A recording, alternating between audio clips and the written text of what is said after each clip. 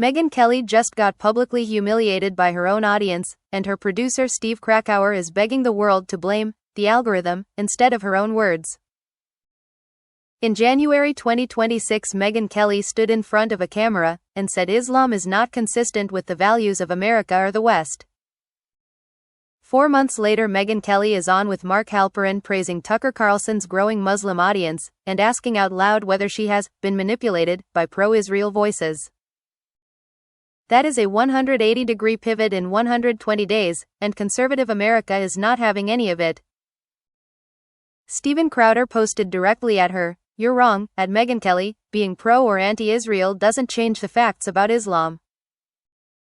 Catturd torched her in one line, "Lol, people are finally seeing what a low IQ fraud she is, she'll say anything for money." Mark Levin, without naming her, wrote that nobody made the woke Reich anti-Trump, anti-American, anti-Christian, anti-Jewish. They sold out to the left and to foreign audiences and looked for ways to deflect. Dave Rubin called the next move before she makes it.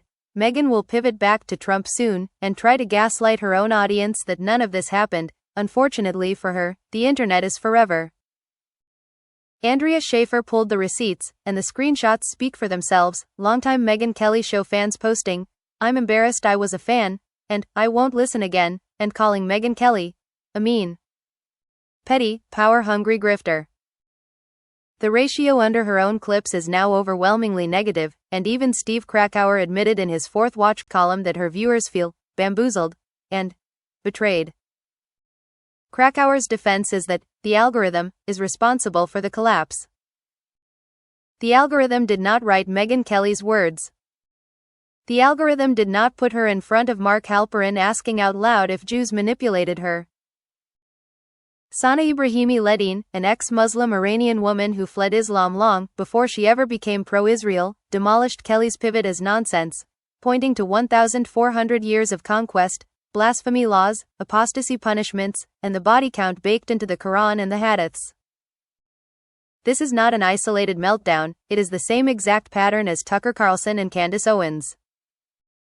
All three flipped the same direction on the same questions in the same window, and President Trump has now publicly hit all three of them.